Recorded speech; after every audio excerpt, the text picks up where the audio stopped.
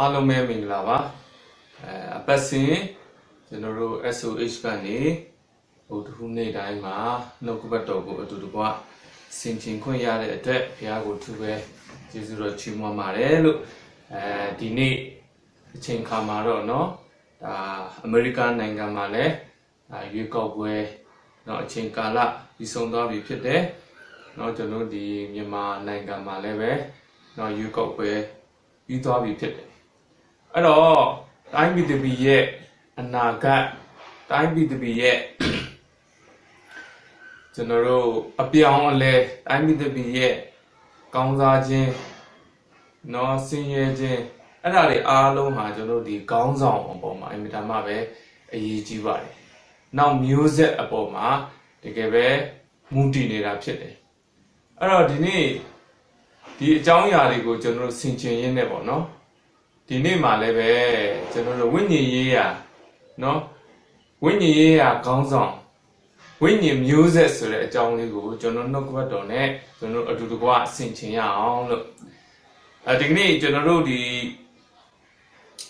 နိုင်ငံတွေမှာကတော့ဒီမိုကရေစီကတော့เนาะအစိုးရကိုเนาะဒီကျွန်တော်တို့အုပ်ချုပ်မဲ့လူတွေကိုကျွန်တော်တို့မဲပေးတာဖြစ်တယ်အဲ့တော့ကျွန်တော်တို့ဝိညာဉ်ရေးရာအထဲမှာကတော့เนาะကျွန်တော်တို့အတ္တတယောက်ချင်းစီကိုတော့ကျွန်တော်တို့ကိုမဲပေးမဲ့သူကဖျားပဲဖြစ်တယ်အဲ့တော့ကျွန်တော်တို့လူစီကမဲဘလောက်ရနေတယ်လဲเนาะလူတွေဘလောက်ကျွန်တော်တို့ကို vote လုပ်တယ်လဲဆိုတာကဖျားအတိမတ်ပြုမှာမဟုတ်ပါဘူးဖျားကကျွန်တော်တို့ကိုဘယ်လိုမျိုးမဲပေးတယ်လဲဆိုတဲ့အမှုအရာပေါ်မှာပဲကျွန်တော်တို့ဟာဝိညာဉ်ရေးရာမျိုးဆက်ကိုတည်ဆောင်သွားနိုင်မှာဖြစ်တယ်เนาะ Facebook စကားနဲ့ပြောမယ်ဆိုရင်တော့လူဘလောက် like ပေးတယ်လဲဆိုတဲ့အပေါ်မှာเนาะအခြေခံမှာမဟုတ်ဘူးဖျားကကျွန်တော်တို့ကို like ပေးသလားဆိုတဲ့အပေါ်မှာအခြေခံမှာပဲဖြစ်တယ်အဲ့တော့ကျွန်တော်တို့ဒီနေ့เนาะဝိညာဉ်မျိုးဆက်အတွက်ဖျားသခင်ကကျွန်တော်တယောက်ချင်းစီတိုင်းကိုဖျားကအလိုရှိတယ်အဲ့တော့ခေတ်အဆက်ဆက်မှာလည်းပဲဖျားသခင်ကသူ့ရဲ့เนาะယုံကြည်သူသားသမီးတွေနဲ့เนาะနောက်ခေတ်အတွက်ဝိညာဉ်ရေးရာကိုတည်ဆောင်လို့ရှိတယ်အဲ့လိုတည်ဆောင်တဲ့အခါမှာလူအများကြီးเนาะအုပ်စုလိုက်မဟုတ်ပါဘူးကဘာဦးလေးကကြည့်ရင်เนาะမိသားစုတစုเนาะနောအေးတို့လိုအာဗြဟံတို့လိုစသဖြင့်ဖျားအပေါ်မှာတကယ်ပဲเนาะဝန်ခံအနန္နဲ့သူတွေရဲ့အသက်တာနဲ့ဖျားကဝိညာဉ်မျိုးဆက်ကိုပုံဖော်တယ်ဆိုတာတွေ့ရတယ်เนาะဒါတမန်တော်ဝတ္ထုမှာဆိုရင်เนาะတမန်တော်တွေ12ယောက်အားဖြင့်ပေါ့နော်ဒီတကဘာကြီးတစ်ခုလုံးအတွက်ဘုရားသခင်ကဝိညာဉ်မျိုးဆက်ကိုတဆင့်ပြီးတဆင့်တည်ဆောင်လာတယ်ဆိုတာကိုတွေ့ရတယ်အဲ့တော့ဒီနေ့ကျွန်တော်ရဲ့အသက်တာထဲမှာနော်ဒီဝိညာဉ်မျိုးဆက်နဲ့ပတ်သက်ပြီးတော့ကျွန်တော်အသက်တာကိုဒီနေ့အတူတကွကျွန်တော်တို့ဆင်ခြင်ဖို့ရန်အတွက်ကျွန်တော်ဆက်ပြီးတော့ပြောပြချင်ပါတယ်လို့အဲ့တော့ဒီတမန်ကျမ်းစာထဲမှာကပ္ပဦးကျမ်းခန်းကြီး17လောက်မှာเนาะဗာတွေ့ရလဲဆိုရင်ဘာဘူးလုံရောရဲတိုက်ကိုစောက်တယ်ဆိုတာတွေ့ရတယ်လူတွေအများကြီးဒါပေမဲ့ဖခင်ကเนาะဒီအရာကိုမကြိုက်တဲ့အတွက်เนาะလူအများကြီးလှုပ်တဲ့အရာဟာပြိုပြတ်သွားတယ်ပြီးတော့ကပ္ပဦးကျမ်းခန်းကြီး7ရောက်လာတဲ့အခါမှာเนาะအာဗြဟံဆိုတဲ့ music တစ်စိတ်အာဗြဟံဆိုတဲ့ဖခင်ရဲ့လူတယောက်ပေါ့เนาะဖြစ်ဖို့ဖခင်ကနော်အာဗြဟံကိုရွေးကောက်ခဲ့တနည်းအားဖြင့်ပြောမယ်ဆိုရင်တော့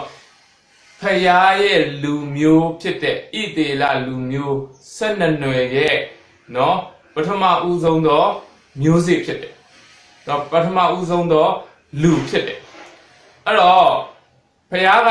အာဗြဟံကိုခေါ်ထုတ်ပြီးတော့ဖခင်ပြောတဲ့ဂတိစကားဟာပါလဲဆိုရင်မင်းကကောင်းကြီးပေးမယ်ဆက်ပြီးပြောတာကမင်းအားဖြင့်လူမျိုးအပေါင်းတို့ကောင်းကြီးခံစားရမယ်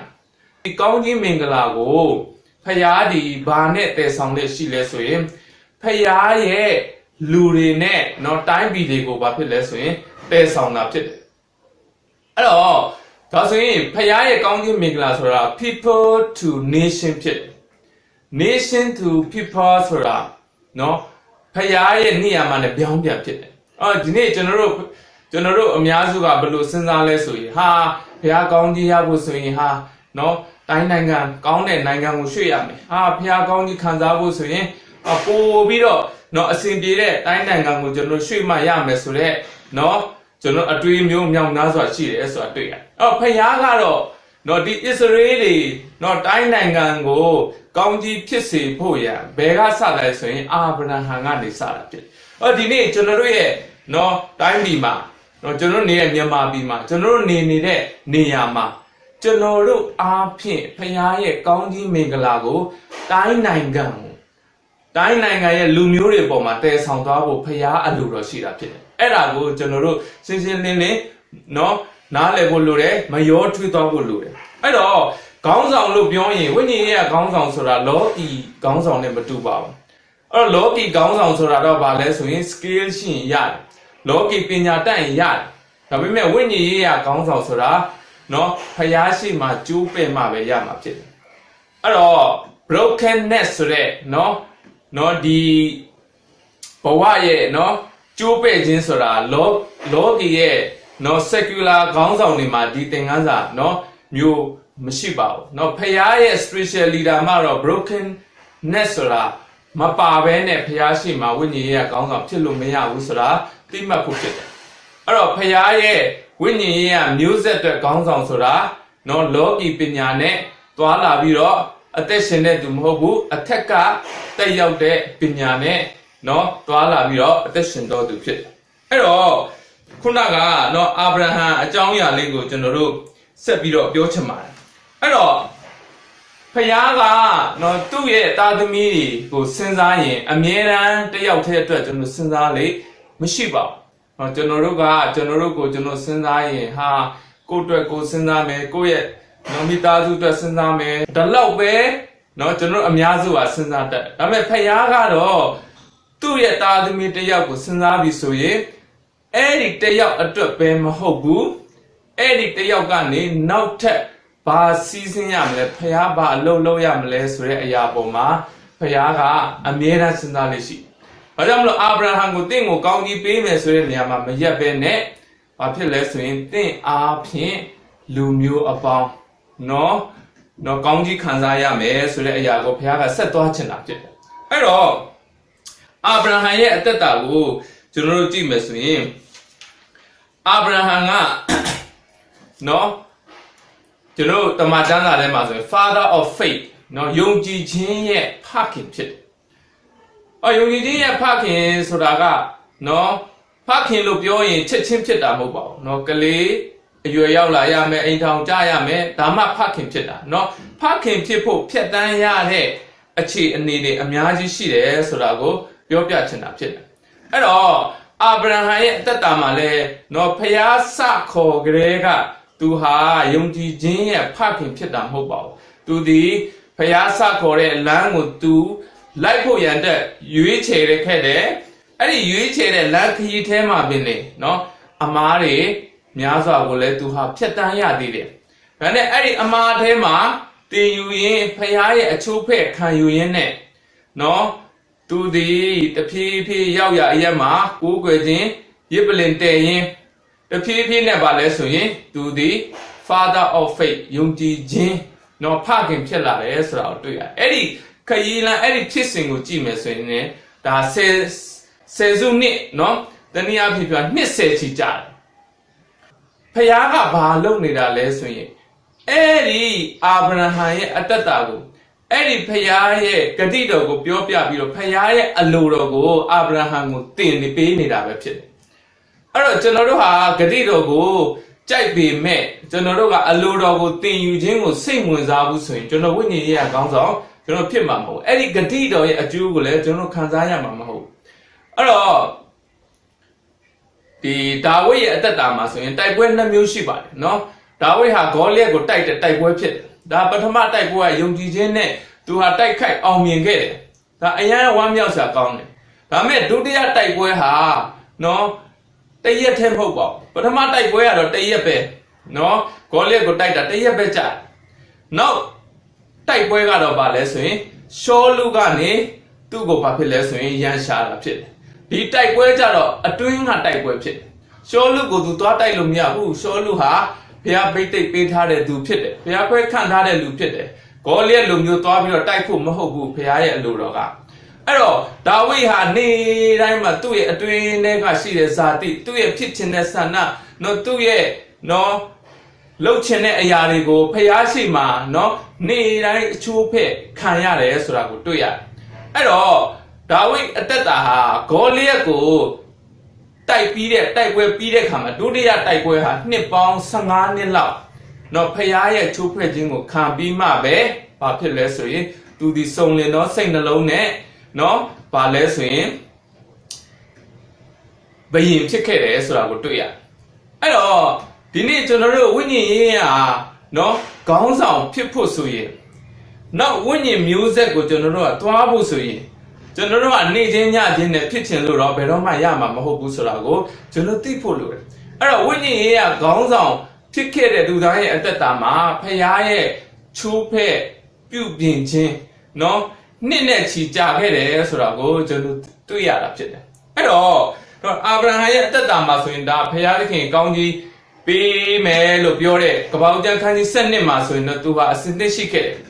အဲ့ဒီလိုပဲသူဖခင်နဲ့နော်သွားလာဖြတ်တန်းရင်းနဲ့ကပ္ပဦးကျမ်းခန်းကြီး22မှာနော်ဖခင်သခင်က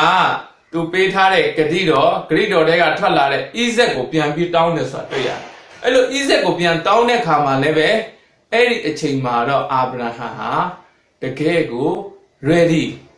ဖျားတောင်းတဲ့အရာလည်းပဲပေးဖို့သူကအစဉ်သင့်ဖြစ်ခဲ့တယ်ဆိုတာတွေ့ရတယ်အဲ့တော့သူ့အသက်တာကိုကြည့်မယ်ဆိုရင်ဖျားပေးမယ်လို့ပြောတော့ကလည်းသူကအစဉ်သင့်ဖြစ်တယ်လို့အခုအချိန်မှာဖျားကသူ့စီကတောင်းမယ်လို့ပြောတဲ့အခါမှာလည်းအစဉ်သင့်ဖြစ်နေတယ်ဆိုတာတွေ့ရတယ်ဒါကြောင့်ကျွန်တော်ရဲ့အသက်တာထဲမှာဘာအရေးကြီးလဲဆိုရင်ဖျားသခင်ပေးတဲ့အရာကိုကျွန်တော်တို့အပြည့်အဝခံယူတတ်တဲ့နှလုံးသားရှိဖို့လိုတယ်လို့ဖျားသခင်တောင်းလာတဲ့အရာကိုလည်းကျွန်တော်အသက်တာမှာပြန်ပြီးတော့ပေးတတ်တဲ့နှလုံးသားရှိဖို့ဒါအရေးကြီးတယ်ဆိုတာကိုတွေ့ရတယ်အဲ့တော့ဒီမှာဆက်ပြီးတော့ကျွန်တော်တို့ကြည့်မယ်ဆိုရင်နော်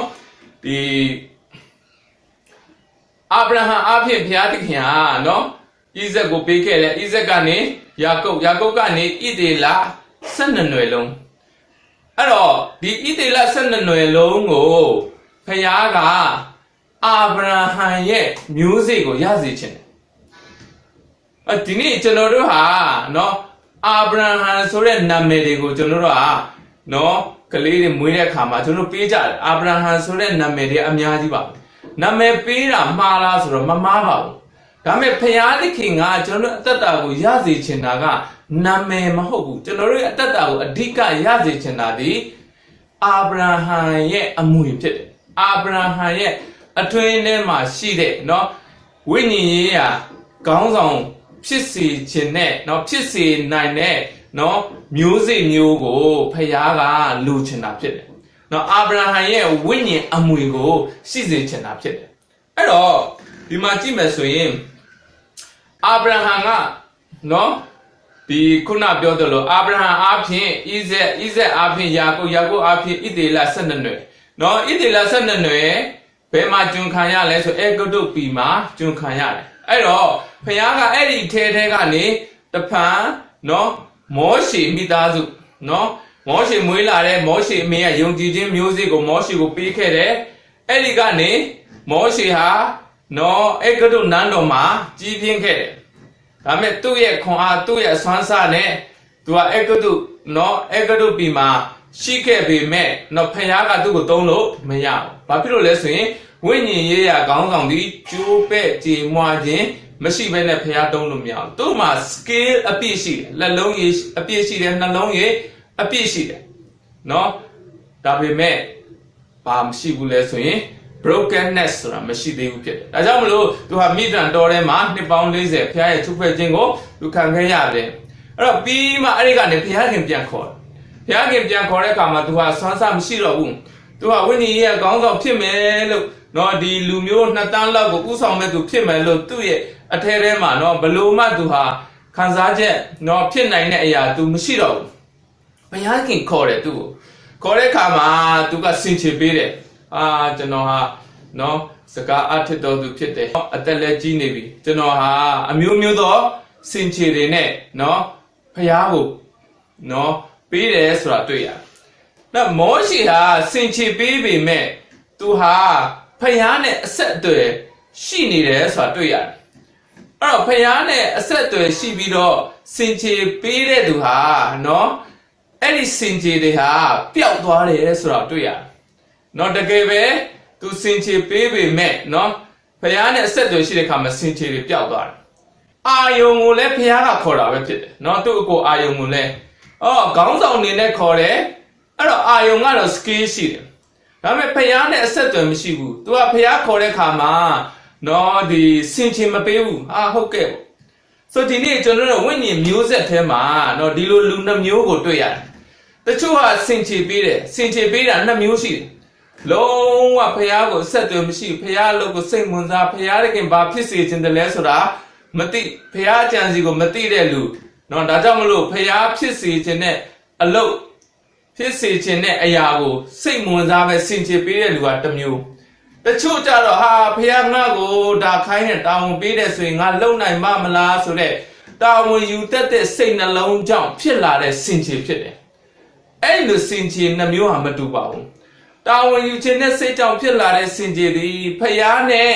အဆက်အသွယ်ဆက်ပြီးတော့ပြုတ်နေမယ်ဖယားစီကဆက်ပြီးခံယူနေမယ်ဆိုတော့အဲ့ဒီစင်ကြယ်တွေဟာပျောက်သွားမှာဖြစ်တယ်တချို့ကြတော့ခုနပြောတဲ့စင်ကြယ်လိုမျိုးပြောလိုက်ရင်တော့ဘာဖြစ်လဲဟုတ်ကဲ့အသင်းတော်မှာဆိုရင်အားကိုးရတယ်ဒီလိုပဲတော့လှုပ်ဆောင်ပေးတယ်ဒါပေမဲ့တော့တကယ်တမ်းဝိညာဉ်ရေးရစစ်စုံစမ်းခြင်းရက်တည်ရမယ်အခြေအနေမျိုးရောက်လာရင်သူဟာဘာဖြစ်လဲဆိုရင်ပြောင်းလဲသွားတယ်ဆိုတာတွေ့ရတယ်သူဟာနော်ဖယားရဲ့အလိုတိုင်းမလိုက်လျှောက်နိုင်ဘူးဆိုတာတွေ့ရတယ်ဖယားရဲ့လုပ်ငန်းကိုသူဟာလုံးဝလုံနိုင်စွမ်းမရှိဘူးဆိုတာကိုတွေ့ရတယ်အဲ့တော့ဒီအခြေအနေကိုကြည့်ရင်ဒါနော်မောရှေနဲ့အာယုံမှာကျွန်တော်တွေ့ရတယ်နော်မောရှေဟာတကယ်ပဲနော်ဒီဖယားသခင်ခေါ်တဲ့ခါမှာတောင်ပေါ်ကိုသွားတဲ့ချိန်ရက်ပေါင်း40ရှိတဲ့ချိန်မှာဒါနော်ဒီအာယုံကနော်ဣသေလလူမျိုးတွေနဲ့ရှိနေတဲ့အချိန်မှာဣသေလလူမျိုးတွေပြောတဲ့အတိုင်းသူဘာလုပ်လိုက်လဲဆိုရင်လိုက်ပြီးတော့လုပ်တယ်ဆိုတာတွေ့ရတယ်အာယုံဟာဘာနဲ့တူလဲဆိုရင်ပုတ်တင်ညုံနဲ့တူနော်ပုတ်တင်ညုံဆိုတာဘာလဲဘာပဲဟုတ်မဟုတ်ပုတ်တင်ညုံကြည့်လိုက်တစ်ချိန်လုံးခေါင်းငိမ့်နေတာဖြစ်ခေါင်းငိမ့်ဆိုတာကျွန်တော်တို့တစ်ခုခုပြောလိုက်တာသဘောကျလို့ခေါင်းငိမ့်တာမဟုတ်ဘူးသူကခေါင်းကိုငိမ့်နေတာဘာမှမသိဘူးပုတ်တင်ညုံကနောက်တစ်ခုကဘာလဲဆိုရင်အယောင်ပြောင်းတယ်နော်ငါပြောပင်နာရငါပြောပင်အယောင်ဖြစ်တယ်မြေကြီးနာရမြေကြီးအယောင်ဖြစ်တယ်အဲ့တော့ဘုရားသခင်ကဝိညာဉ်ရေးရခေါင်းဆောင်ထဲမှာအဲ့ဒီလိုမျိုးအခြေခံစိတ်ထားရှိတဲ့လူကိုဘုရားကသုံးလို့မရအဲ့တော့အာယုံဟာပါလဲနော်မောရှေရှိတော့မောရှေခိုင်းသမျှလုပ်ဟုတ်ကဲ့နဲ့လုပ်နော်မောရှေလည်းမရှိဘူးဣသေလလူမျိုးတွေခိုင်းတော့ဣသေလလူမျိုးလည်းဟုတ်ကဲ့နဲ့ပဲသူလုပ်တယ်ဘာဖြစ်လို့လဲသူဟာအထဲထဲမှာဖယားနဲ့အဆက်အသွယ်မရှိဘူးဖယားဖြည့်ထားတဲ့အရာမရှိတဲ့အခါမှာဖယားကိုနေရာပေးခြင်းမရှိတဲ့အခါဖယားစကားကိုမတူမိထားတဲ့အခါမှာဘာဖြစ်လဲသူဒီပေါက်ကရရှောက်လုပ်တယ်ဆိုတာတွေ့ရတယ်အဲ့တော့တစ်ဖက်ကပြောရင်ဖယားအကြိုက်ပါလဲဆိုတာမသိတဲ့အခါမှာလူအကြိုက်လိုက်လုပ်တယ်ဆိုတာတွေ့ရတယ်လူအကြိုက်လိုက်လုပ်တော့ဘာဖြစ်လဲလူမှုရေးဖြစ်တာပေါ့ဝိညာဉ်ရေးတော့ပြတ်တယ်အဲ့တော့လူတွေနဲ့အစဉ်ပြေတယ်လူရှိရောက်တယ်ဖယားရှိမှာတော့ပျောက်သွားတာဖြစ်တယ်အဲ့တော့ဒီအခြေအနေလေးကိုဒါဒီအဖြစ်အပျက်လေးကိုကျွန်တော်တို့လည်းအားလုံးရင်းနှီးကြတယ်ဒီအဖြစ်အပျက်လေးကိုလည်းကျွန်တော်တွေ့ခုကြတယ်ဒီလိုပဲเนาะဆက်ပြီးတော့เนาะကျွန်တော်ကြည့်မယ်ဆိုရင်ဒါเนาะဒီဣသေလလူမျိုးထဲမှာခါနန်ပြည်ကိုသွားပြီးတော့เนาะဒီစူးစမ်းတဲ့လူ12ယောက်เนาะ12ယောက်ဆိုတာကဣသေလလူမျိုး12နွယ်ဖြစ်တဲ့အတွက်เนาะကဲလူမျိုးတွေစီကခေါင်းဆောင်တွေเนาะရွေးချယ်ကြတာဖြစ်တယ်။ကျွန်တော်နားလေတဲ့စကားနဲ့ပြောရင်ဆိုတော့မြန်မာပြည်မှာဆိုချင်းလူမျိုးရဲ့ခေါင်းဆောင်အခုလိုပေါ့เนาะလွတ်တော်ထဲမှာချင်းလူမျိုးအတွက်ခေါင်းဆောင်ချင်းလူမျိုးအတွက်ဘာအကျိုးပြုနိုင်မဲ့လူချင်းလူမျိုးတွေကိုเนาะဥဆောင်ပေးနိုင်မဲ့လူချင်းလူမျိုးနဲ့ဘဝကိုမြင့်တင်ပေးနိုင်မဲ့လူဆိုပြီးတော့လူတွေကရွေးချယ်ပြီးတင်မြှောက်ထားတဲ့เนาะလွတ်တော်အမတ်တွေဖြစ်တယ်အဲ့တော့ဒီနေရာမှာလည်းဒီတိုင်းပဲဣသေလလူမျိုးတွေရဲ့တမျိုးချင်းစီရဲ့เนาะခေါင်းဆောင်เนาะတမျိုးချင်းစီရဲ့เนาะဥဆောင်ပေးနိုင်မှုတမျိုးချင်းစီရဲ့လူဦးတွေသူတို့လူမျိုးတွေကိုเนาะပံ့ပိုးပေးနိုင်ဖို့သူတို့ရဲ့အကျိုးကိုဖော်ဆောင်ပေးနိုင်ဖို့ဆိုပြီးခေါင်းဆောင်မြောက်ခဲ့တာဖြစ်အဲ့တော့12ယောက်เนาะ12နွယ်ဆို12ယောက်ရောက်လာ အဲ့12ယောက်ကိုခါနန်ဘီကိုလွတ်လိုက်အဲ့တော့ခါနန်ဘီကိုလွတ်တယ်အဲ့တော့ခေါင်းဆောင်ဖြစ်လားဆိုဖြစ်တယ်ဒါဆိုရင်ခေါင်းဆောင်ဖြစ်ပြီးတော့နေရာရပြီးတော့ပောက်ကရလုံနေတဲ့လူတပုံကြီးဆိုကျွန်တော်နားလည်ဖို့အင်တာမှပဲအရေးကြီးတယ်အဲ့တော့အဲ့ဒီခေါင်းဆောင်12ယောက်မှာနော်ဟိုခါနန်ဘီသွားစူးစမ်းတဲ့ခါမှာနော်မြင်ကွင်းတွေအားလုံးအတူတူပါပဲနော်ပြီးတော့ပြန်လာတယ်10ယောက်ကတော့အာနကတွေကြီးမားတာကိုမြင်ခဲ့တယ်2ယောက်ကယောရှုနဲ့ကာလက်ကတော့ဘာဖြစ်လဲဆိုရင်တကယ့်ကိုနော်ဖျားမြင်စေချင်တာမြင်ခဲ့တယ်ဆိုတာတွေ့ရဟို10ယောက်ကစိတ်ပြတ်တယ်2ယောက်ကတော့ဘာဖြစ်လဲဆိုစိတ်အားနော်အတွင်းထဲမှာတခါတည်းကိုချစ်ချင်းပဲသွားပြီးတော့ခါနန်ဘီကိုသိမ့်ပိုက်ခြင်းနဲ့နော်စိတ်နှလုံးမျိုးဖြစ်ခဲ့တယ်ဆိုတာတွေ့ရအဲ့ဒါဘာကြောင့်လဲဆိုရင်နော်သူတို့အတွင်းထဲမှာနော်အခန့်ကြောင့်ဖြစ်တယ်ဘာဖြစ်လို့လဲယောရှုနဲ့ကာလက်ဒီဝိညာဉ်ရေးရာအထဲထဲမှာဖျားနဲ့ဆိုင်တဲ့ဖျားစကားကိုနေရာပေးတော်သူဖျားကိုပဲမျက်မှောက်ပြုတော်သူဖြစ်တယ်သူတို့ဒီနေရာလိုချင်လို့ခေါင်းဆောင်ဖြစ်နေတဲ့သူမဟုတ်ပါဘူးတာဝန်ယူတတ်တဲ့စိတ်နှလုံးနဲ့သူတို့ခေါင်းဆောင်ဖြစ်နေတော်သူတွေဖြစ်တယ်အဲ့တော့ကျွန်တော်တို့တွေကနော်မြင်တာတွေတူမယ်ကြုံရတာတွေတူမယ်စိန်ခေါ်ချက်တွေတွေ့တာတွေတူမယ်မြင်ကွင်းတွေတွေ့တာတူမယ်ဒါပေမဲ့ကျွန်တော်တို့အတွင်းထဲကအခန့်စိတ်ကနေပြီးတော့ကျွန်တော်တို့ရဲ့ရွေးချယ်မှုကိုကျွန်တော်ပြောင်းလဲစေမှာဖြစ်တယ်ကျွန်တော်တို့ရဲ့ယက်တီချက်ကကျွန်တော်တို့ရဲ့ရွေးချယ်မှုကိုပြောင်းလဲစေမှာဖြစ်တယ်အဲ့တော့တော်တော်များများကတော့တာယာမှာရက်ကြတာဖြစ်တယ်နော်အစဉ်ပြေတဲ့အချိန်မှာဖျားဘက်မှာရက်တယ်လို့ပြောတယ်အစဉ်မပြေတဲ့အချိန်မှာတော့ဟာကျွန်တော်မရက်တော့အဲ့တော့ဖျားဘက်မှာရက်တည်တယ်ဆိုတာကအစဉ်ပြေသည်ဖြစ်စေမပြေသည်ဖြစ်စေဖျားကိုပဲရွေးချယ်မယ်ဖျားနီလန်းနဲ့ပဲသွားမယ်ဆိုတဲ့ရက်တီချက်မျိုးဖြစ်တယ်နော်ဒီယောရှုနဲ့ကာလဟာနော်လူနှစ်သားလောက်ရှိတဲ့လူတွေနဲ့ဆန့်ကျင်ဘက်ပြုရတယ်ဆိုတာတကယ်တော့လွယ်တဲ့ကိစ္စမဟုတ်ပါဘူးဒါပေမဲ့သူတို့အတွင်းထဲမှာကဘလူပဲအဲ့ဒီနှစ်တန်းကငါတို့ကိုတိုက်ခိုက်ပါစေဖျားရဲ့စကားဖျားရဲ့အလိုတော်ကိုပဲနေရာပေးတော်သူဖြစ်တယ်ဒါကြောင့်အဲ့ဒီနှစ်ယောက်ဟာနောက်မျိုးဆက်အတွက်ဝိညာဉ်ရေးကခေါင်းဆောင်ဖြစ်လာတယ်နောက်ဣသေလလူမျိုး12နယ်အတွက်ခေါင်းဆောင်ဖြစ်လာเนาะဒါခါနန်ဘီကထွက်လာတဲ့เนาะလူတွေအထဲထဲမှာကြံတဲ့လူတွေဟာเนาะအသက်20အောက်ကလေးကလဲလို့ကြံတဲ့လူတွေကဝိညာဉ်ရေးကခေါင်းဆောင်ဖြစ်ဖို့မပြောနဲ့เนาะအားလုံးတော်ထဲမှာတည်တဲ့လူတွေပဲဖြစ်တယ်အဲ့တော့ခေါင်းဆောင်ဖြစ်တာတကယ်ပဲယောရှုနဲ့ကာလက်เนาะဒီအမျိုးအရာပြောမယ်ဆိုရင်အေဖရိမ်မျိုးရိုးနဲ့ယူဒမျိုးရိုးပဲเนาะသူတို့နှစ်ယောက်ဟာအဲ့လူမျိုးနှမျိုးရဲ့ခေါင်းဆောင်အနေနဲ့เนาะသူတို့တကယ်ပဲနောက်မျိုးဆက်အတွက်ဝိညာဉ်ရေးအောင်တည်ဆောင်နိုင်တော့သူဖြစ်လာတယ်ယောရှုဆိုရင်တော့ဣသေလ12နွယ်လုံးရဲ့เนาะခေါင်းဆောင်ဖြစ်လာပထမမှာတော့သူအေဖရိမ်မျိုးရဲ့ခေါင်းဆောင်အနေနဲ့ဖခင်ကသူ့ကိုရွေးချယ်ခဲ့တယ်သူအဲ့ဒီအပေါ်မှာမှန်ကန်စွာဖခင်ဘက်မှာရက်တည်အသက်ရှင်တဲ့အခါမှာဣသေလ12နွယ်လုံးเนาะဒီမောရှေမရှိတော့တဲ့ခါမှာနောက်မျိုးဆက်ရဲ့ခေါင်းဆောင်ဖြစ်ခဲ့တယ်ဆိုတာကိုတွေ့ရတယ်။အဲ့ဒီအရာကိုကျွန်တော်တို့သင်ယူဖို့အင်တာမှပဲအရေးကြီးတယ်ဆိုတာတွေ့ရတယ်။အဲ့တော့တမန်ကျမ်းစာထဲမှာကြည့်ရင်ဖျားဘက်မှာရက်တည်တဲ့နော်ခေါင်းဆောင်တွေရှိသလို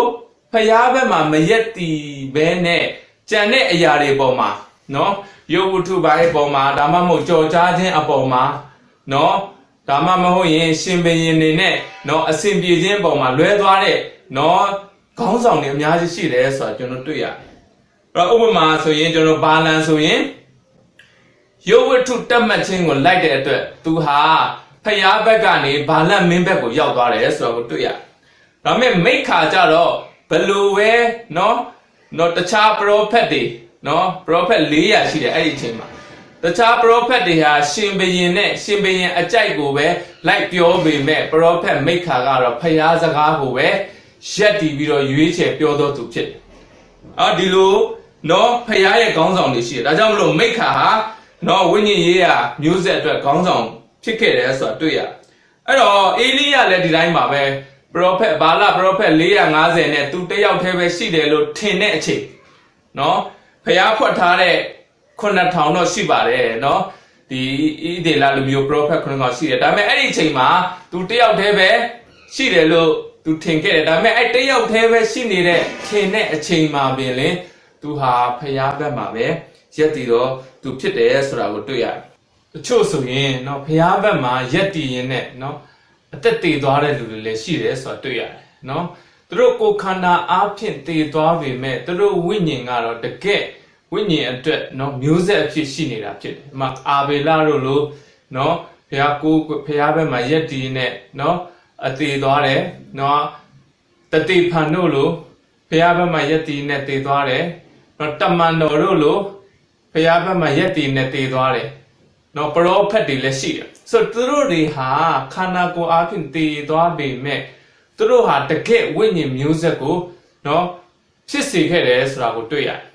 ။ဒီနေ့နော်အမှုတော်ဆောင်နေနော်အသက်ရှင်ရင်းနဲ့ဘလို့ကောင်းစားရမလဲဆိုတာနော်ကျွန်တော်တို့ကြွေးကြော်နေတဲ့ချိန်မှာနော်ကျွန်တော်တို့တမန်တော်တွေကတော့ကျွန်တော်တို့နော်ရှေ့ယုံကြည်သူတွေကတော့ဘာလဲဆိုရင်ဖျားဘက်မှာရက်တည်ရင်းနဲ့ဝိညာဉ်မျိုးဆက်အဖြစ်နော်စတေးသွားတယ်ဆိုတာကိုတွေ့ရတယ်။ဒါကြောင့်ကျွန်တော်တို့တက်တာထဲမှာဒီနေ့ကျွန်တော်ပြောချင်တဲ့အရာဟာဘာလဲဆိုရင်ကျွန်တော်တို့တွေဖျားဘက်မှာရက်တည်ရင်းနဲ့ဘလို့အခြေအနေမျိုးဖြစ်သွားပါစေနော်လွတ်မြောက်ခြင်းကိုခံစားရတော့သူဖြစ်ပါစေဒါမှမဟုတ်ရင်လည်းကျွန်တော်အသက်တည်သွားတဲ့သူဖြစ်ခြင်းလည်းဖြစ်ပါစေထို့အရာသည်မှန်ကန်သောဝိညာဉ်ရေးရာမျိုးဆက်ကိုတည်ဆောင်သွားမဲ့သူဖြစ်ပါတယ်အဲ့တော့ဒီနေ့ကျွန်တော်တို့ဒါဝိဒ်ရဲ့အသက်တာထဲမှာလဲဒါဝိဒ်ဆိုတဲ့နာမည်တွေဒီနေ့မြောက်များစွာရှိပေမဲ့ဘုရားသခင်ဟာဒါဝိဒ်နာမည်ထက်ကျွန်တော်တို့ဘာကိုလိုချင်နေတာလဲဆိုရင်ဒါဝိဒ်အတွင်းကဝိညာဉ်မျိုးစေ့နော်ဝိညာဉ်အမွေကိုကျွန်တော်တို့တယောက်ချင်းစီတိုင်းမှာဘုရားကလိုချင်နေတာဖြစ်တယ်အဲ့တော့ထပ်ပြီးတော့ကျွန်တော်တို့ပြောမယ်ဆိုရင်ဒါနော်ဒီခုနကနော်ခေါင်းဆောင်တွေအတက်တာမှာဘာတွေတွေ့ရလဲဆိုရင်ဖယားကသူတို့ကိုကြီးမားတဲ့စိန်ခေါ်ချက်တွေနဲ့ကြီးမားတဲ့စုံစမ်းနှောက်ယှက်ခြင်းတွေနဲ့ကြုံတွေ့စေတယ်ဆိုတာတွေ့ရတယ်။အဲ့ဒီလိုဖြတ်တန်းတဲ့အခါမှာတကယ်ပဲသူတို့ရဲ့အသက်တာထဲမှာကိုယ့်ရဲ့စန္ဒကိုရွေးချယ်ခြင်းမဟုတ်ဘဲနဲ့ဖယားရဲ့အလိုတော်ကိုပဲရွေးချယ်တဲ့အခါမှာသူတို့ရဲ့အသက်တာမှာကျိုးပဲ့ခြင်းအသက်တာနဲ့နော်ဖယားခင်နှစ်တက်တဲ့နှလုံးသားဖြစ်ပြီးတော့ဝိညာဉ်ရေးကခေါင်းဆောင်တွေဖြစ်ခဲ့တယ်ဆိုတာကိုကျွန်တော်တွေ့ရတယ်။အဲ့တော့ဖယားရဲ့ဝိညာဉ်ရေးရာခေါင်းဆောင်ဖြစ်ဖို့ဆိုရင်ကျွန်တော်တို့အသက်တာမှာအရေးကြီးဆုံးဒီကျိုးပဲ့သောအသက်တာဖြစ်တယ်။ဘာဖြစ်လို့လဲမကျိုးပဲ့ဘူးဆိုရင်မဖြစ်နိုင်ဘူး။အဲ့တော့ဘာဖြစ်လို့ကျိုးပဲ့ဖို့လိုတာလဲဆိုရင်ကျွန်တော်တို့တွေရဲ့အတွင်းထဲမှာလူဟောင်းဆိုတဲ့နော်ဇာတိရဲ့တိဆောက်ထားတဲ့အရာတွေရှိနေလို့ဖြစ်တယ်။အဲ့ဒီတိဆောက်ထားတဲ့အရာတွေကဖယားအလုပ်လုပ်ရင်အမှုတော်ဆောင်လုပ်ရင်နော်နေရာတွေရလာရင်းနဲ့အဲ့ဒီတိဆောက်ထားတဲ့အရာတွေကကျွန်တော်ထဲမှာပါနေတယ်ဆိုတာကိုဖယားကပြတာဖြစ်နော်ကျွန်တော်ရက်ွက်ထဲမှာဆိုရင်နော်ဒီအောက်ထပ်မှာဆိုရင်ကျွန်တော်ဘာလုပ်လဲဆိုရင်အရင်တုန်းကအဖြီတွေကျွန်တော်ဆွဲကြတယ်နော်ဈေးဆိုင်လေးဟာ2ပေ3ပေပထမထုတ်နောက်တော့ကျတော့6ပေလောက်ထုတ်နော်နောက်တော့ကျတော့9ပေလောက်ဖြစ်လာတယ်နော်အဲ့လိုတစ်ခုပြီးတစ်ခုထုတ်ရင်းနဲ့နော်ပထမတော့1ပေ2ပေထုတ်ရင်းနဲ့အဲ့လိုအကျယ်ကြီးဖြစ်လာအဲ့တော့အခုရန်ကုန်မြို့တော်ကနော်ရန်ကုန်မြို့တော်ဖွံ့ဖြိုးတိုးတက်တဲ့နော်မြို့တော်အင်္ဂါရက်နဲ့ညီတဲ့နော်မြို့တော်ကိုတိဆောက်မယ်လို့ပြောတဲ့ခါမှာအဲ့ဒီဟာတိဆောက်မယ်လို့လုပ်တဲ့ခါမှာနော်လိုက်ပြီးတော့ကြည့်တဲ့ခါမှာဒါတွေတွေ့တဲ့ခါမှာသူကတိဆောက်ဖို့လုပ်တာပဲတိဆောက်ဖို့လုပ်တဲ့ခါမှာတိဆောက်မယ်လို့လုပ်တဲ့ခါမှာကြည့်လိုက်တော့ဖြူဖြက်ရမယ့်အရာတွေ့နေဘာဖြစ်လို့လဲနော်ဒီလူတွေဟာသူတို့ရဲ့နေရာမဟုတ်ဘဲနဲ့စီပင်ရဲ့ပိုင်တဲ့နေရာကိုဘာလုပ်လဲဆိုရင်သူတို့တွေတစချိုးတ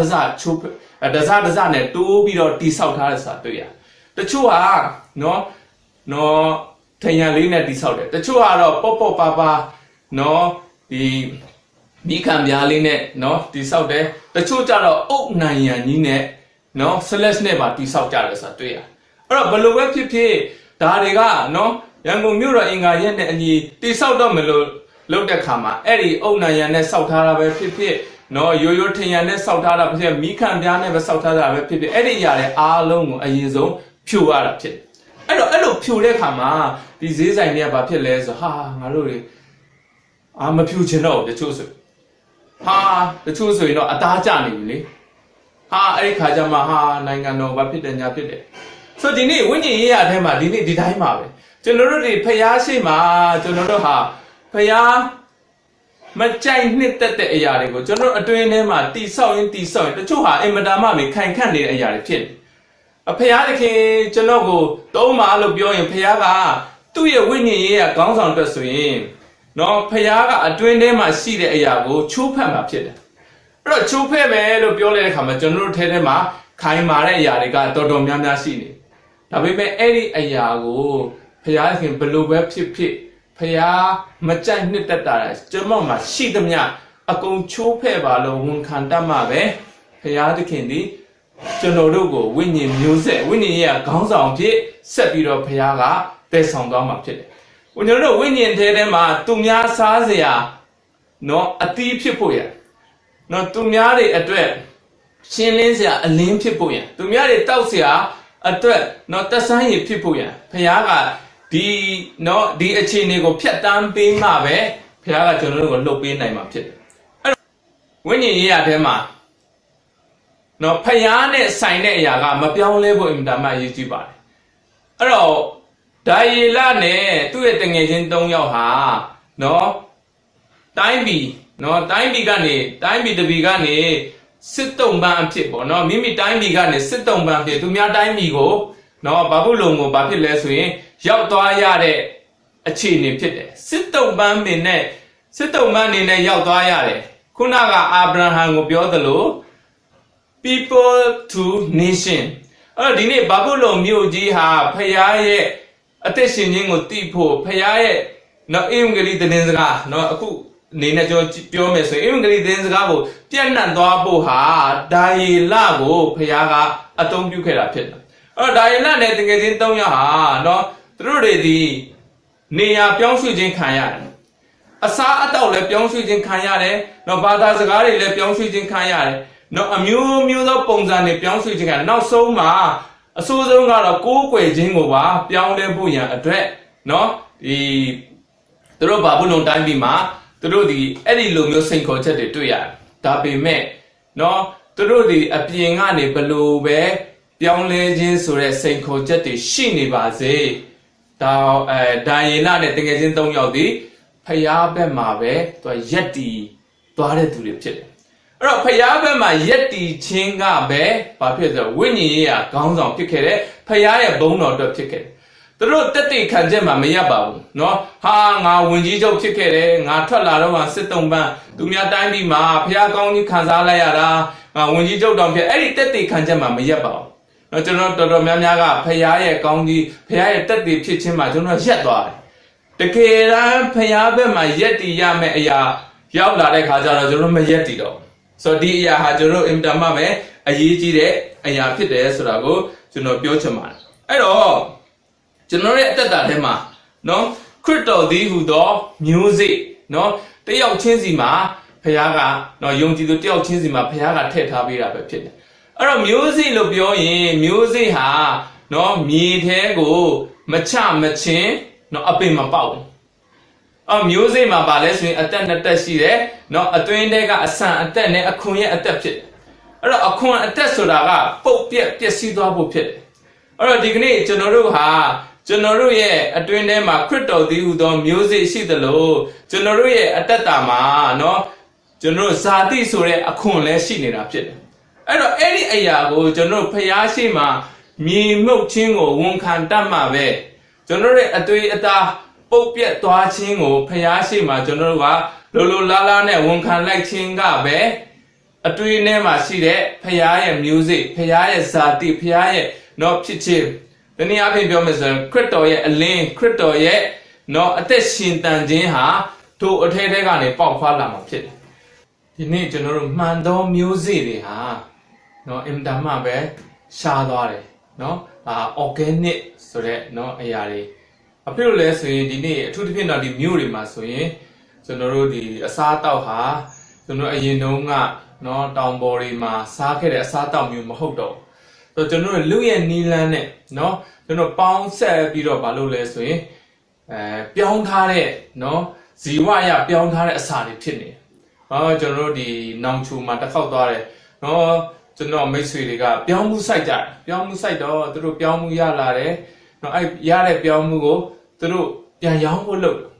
ကျွန်တော်ကပြောတယ် နောက်နေ့အတွက်မျိုးရောမချမ်းဘူးလားဆိုတော့ဆရာတဲ့မျိုးချမ်းလို့မရဘူးတဲ့ဘာဖြစ်လို့လဲအဲ့ဒီမျိုးကစိုက်လို့မရဘူးတဲ့စိုက်ရင်အပင်တော့ပေါက်တယ်ဒါပေမဲ့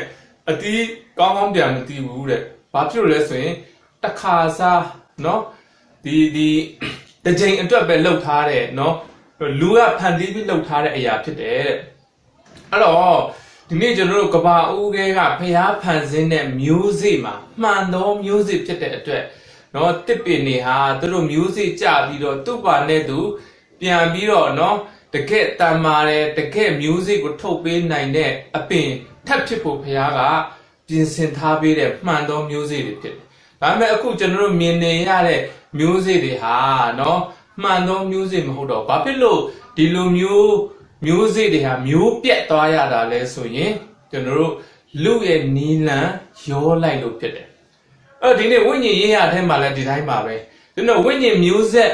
မဖြစ်ရင်တော့ကျွန်တော်ဝိညာဉ်မျိုးပြက်ပဲဖြစ်မှာပဲဖြစ်တယ်ဝိညာဉ်မျိုးပြက်ဘယ်လိုဖြစ်နိုင်တယ်လဲဆိုရင်ကျွန်တော်တို့ဝိညာဉ်ရေးရလို့ပြောတယ်နော်ဖခင်ရဲ့ရှစ်ကိုခြင်းအစီအစဉ်တွေမှာတော့၎င်းကျွန်တော်တို့ဖခင်ရဲ့တာနာလုံးငန်းမှာတော့၎င်းနော်ဖခင်နဲ့ဆိုင်သောအရာတွေမှာတော့၎င်းလူရဲ့နီလန်းနဲ့ကျွန်တော်တို့ရောနှောလိုက်ရင်ခုနကအတီးအနှံနေလို့အပြင်ပန်းအရာလှပလာတာရှိမယ်နော်အရတာအရပို့ပြီးကောင်းသွားတာရှိခြင်းရှိပေမဲ့နော်တကယ်တော့ကျွန်တော်ဝိညာဉ်ရေးကိုမျိုးဆက်နိုင်မှာမဟုတ်ဘူးကျွန်တော်တို့ဒီအခုမြင်နေရတဲ့နော်ဂိုင်းကနတိုးပွားလာခြင်းအတင်းသားဥယျာဉ်တိုးပွားလာခြင်းဟာစစ်မှန်သောတိုးပွားခြင်းလို့မပြောဆိုနိုင်ပါဘူးတကယ်တော့စစ်မှန်သောတိုးပွားခြင်းဆိုတာစစ်မှန်သောဝိညာဉ်မျိုးဆက်ဆိုတာလောကရဲ့အဖြစ်ဖြစ်တယ်လောကသားတွေအတွက်နော်တောင်းတတဲ့သူတို့ရဲ့အစာအတွက်ပေးနိုင်တော်သူဖြစ်တယ်လောကသားတွေအတွက်လောကရဲ့အလင်းဖြစ်တဲ့ခရစ်တော်ကိုကျွန်တော်တို့အထဲကနေထွန်းလင်းတော်သူဖြစ်တယ်ဒါမှသာလေလောကကြီးဟာသူတို့တောင်းတနေတဲ့ဖရာသားကိုမြင်တွေ့ခံစားရမှာဖြစ်တယ်အဲ့ဒီလိုမျိုးဝိညာဉ်ရေးရခေါင်းဆောင်တွေကိုဒီနေ့ဖရာကအလိုရှိနေတာဖြစ်တယ်ဒီနေ့ဖရာလိုတော်ကအသင်းတော်